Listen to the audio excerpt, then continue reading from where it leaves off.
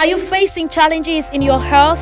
Then Dr. Suleiman Clinic and Labs is here to provide you with the lasting solutions to your health problems. Dr. Suleiman Clinic and Labs is specialized and offers consulting in psychiatry, internal medicine, cardiology, urology, dermatology, gynecology, infectious diseases, and infertility. At Dr. Suleiman Clinic and Labs, we offer 3D/4D scan at just 5,000 francs, emergency ambulance, free ultrasound scan, and free medical consultations. Our staff is composed of well-trained doctors with good laboratory and best equipment. We are located in 2 cities, Boya at Mile 18 Bolifamba, and in Douala, we are located at Entrée Pilote. You can reach us through the telephone number 694-940-172. Your health is at the right place with Dr. Suleiman. Welcome back.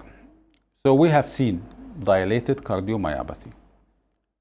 What is the opposite condition that I have told you to be aware of both conditions? The opposite condition is when the heart wall is very thick, and that is what we call diastolic dysfunction, meaning the heart is failing to relax. We've seen contraction problem, now we're going to see accommodation problem. The heart is failing to relax, meaning the wall is too thick. And as a result, I have a video also for this patient, but we'll share it with you next time. I didn't upload it today. This is, again, happen mostly in all patients, but this is the exception of the rule. We have a young patient. Cardiac hypertrophy, left ventricular hypertrophy, is just the opposite of what we have just seen. We use totally different medication. If I would have used this medication for the left ventricular hypertrophy because of muscle overgrowth in a patient with dilated cardiomyopathy like this patient here, will cause a lot of complication and possible death. So that is essential, and I repeat it many times, essential to know which category the patient belongs to. And you cannot tell unless the patient does an ECG followed by an echocardio. If the ECG showed me left axis deviation or right axis deviation, I must follow with cardiac echo to know, is this volume overload or is this, muscle hypertrophy, thick muscles of the left ventricle.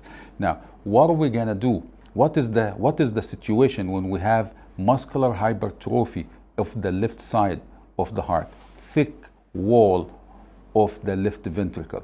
What can we do? What happened there? Let's explain what happened. You have muscles that are too thick. Normally the muscles half of the size. When the muscles are half of the size, the amount of blood that is accommodated, that's inside the left ventricle, is, let's say, about 100 ml. Take this number from me. Normally, it's supposed to be 100 ml. Now I increase the diameter of the walls. The walls of the heart now becoming much thicker. Now, what do you think the amount of blood that will be inside the left ventricle, how much will it be? It will definitely be less than 100. Let's say about 50. Okay, so no, good. When the heart contracts, you ejecting about 40 mL, you leave 10 mL below because not everything will be ejected.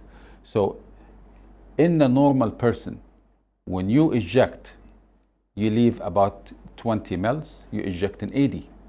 In a patient with the muscular hypertrophy or thick wall heart, you eject in half of this amount. So when you eject the blood out of the heart, where does it go? It goes mainly to the brain, to the kidneys, to the different organs of your body, to the skin, to everywhere that is supposed to be supplied. Now, let's take the brain. Let's talk about the brain. If the brain, for that first example, gets 80 mL of blood every time the heart beats, now it's getting half of this amount. Is the brain getting the right amount of the blood? The answer is no. So what happens when the brain does not get enough amount of blood? Well, the brain will not function well. So what you out there will feel? Confusion, cannot focus, you're feeling dizzy all the times, spinning, you're feeling you feel like you're gonna fall, you're feeling like, you cannot focus, you are dizzy, you may fall and you have a syncope and you fall unconscious. Those are all the symptoms that result from lack of flow to the brain. What about the kidney? The kidney will also have complication. We have pre-renal scenario, azotemia. So a lot of things, a lot of bad things can happen when small blood flow to the organs instead of the normal amount. So what the patient will complain of? The patient will always complain of tiredness. So the complaint, whether it's dilated cardiomyopathy or systolic or diastolic dysfunction, the contraction is not good, or the heart is too relaxed, in both conditions of the heart, the patient will always feel tired. The patient cannot really exert any effort. He gets tired quick. The patient is always dizzy. And you can feel his lifestyle has changed. He cannot walk. He cannot work. He cannot even perform sexual life, because that's an exertion. That's an effort. He cannot tolerate to do it because his heart will not allow him. He will be out of breath. So again, each of these two conditions, whether the heart is failing to relax or the heart is failing to contract correctly, both of those conditions, the patient very much manifests the same. The treatment, however, once we decide which category the patient belongs to, is totally the opposite. You cannot give drugs to this patient with the diastolic dysfunction or heart is failing to relax. To the patient with the systolic dysfunction, heart is failing to contract. You cannot give the same medication. What they both will get, however, is that aspirin to prevent any further heart attack from happening, any further clots from happening, because heart attack comes from clots, blood clots. But to correct the problem, both of those two patients will have hypertension. To correct the problem, you must give medication that will work on lowering the blood pressure as well as fix the condition of the heart. In this patient with the diastolic dysfunction, heart is failing to relax, we'll give a category of medication that is called beta blockers, and you have to choose which one is ideal for the patient. Not all of them are ideal for the patient. You have to pick and choose the right medication at the right dosage, whereby we relax the heart and we correct the problem with the hypertension. The other side, we can never give this beta blocker because the heart is already dilated. And when we give beta blocker to an already dilated heart, we cause more dilation, and that is deadly. So that is why we said when we have a cardiac patient, the patient must be correctly evaluated so the correct medication can be given, because each category of the disease, they both heart failure, but we have one with high ejection fraction and we have one with low ejection fraction, and you cannot tell which one is which till you do the ECG followed by the echocardiogram. So we categorize which category the patient belongs to. Once we know which category the patient belongs to, then we can give the correct treatment. We're going to come now to a third condition that also has to do with the heart. What is that third condition? The patient have palpitation, and this is very common. I see like at least, from 5 to 10 cases a week with this condition alone. So I'll explain it. Mostly is young girls. Doc, I have palpitation. I cannot sleep because I have palpitation. Boom, boom, boom, boom. The heart is bounding. If I put my hands right here on my chest, I can feel my heart bounding. It bounds so hard and so strong, and I feel like I'm gonna die. I feel so bad. I feel, So that is, it could be a heart condition. But from my experience, when you have this complaint, I already thinking of another direction. It is not heart condition, but you cannot, underestimate, and you cannot overlook. So we'll do the ECG anyway, and we'll look at the heart to see maybe it's a heart condition. But most of the times, it is not a heart condition. The ECG will tell you normal axis deviation. The heart is normal. There is no ischemia. There is no problem with the heart. The heart is 100%. You do the echo, you see there is nothing. If you do the ECG and normal, I don't see a need to continue further unless you have clinical evidence that might be something else wrong. And anyhow, this patient will show a normal ECG, a normal echocardio, yet at times they feel the heart's bounding so bad and racing that reaching 200 sometimes, and the normal cardiac finding. The heart is normal, ECG is normal, cardiac echo is normal. So what is the condition here? I think we explained that in a previous session. This is what we call panic attacks. This is a severe form of an anxiety. You're anxious about something. You are afraid of the unknown. You worry too much. Especially you're afraid of something, but you don't know what. You're afraid of something and you don't know what you're afraid of. That's why we call it afraid of the unknown. And that moments come sometimes with very bad palpitation. You're not yourself. You're not functioning anymore. Like you feel something is wrong, but you don't know what. And as a result of you feeling something wrong, or you feeling some fear, but you don't know from what, your heart bumps very fast. That is not a cardiac condition. And like I said, if we do the ECG and the echo, it will be normal. So that is what we call a severe form of anxiety, or in specific terms, we can call it panic attacks. And the treatment now is something called SSRI, serotonin selective reuptake inhibitor.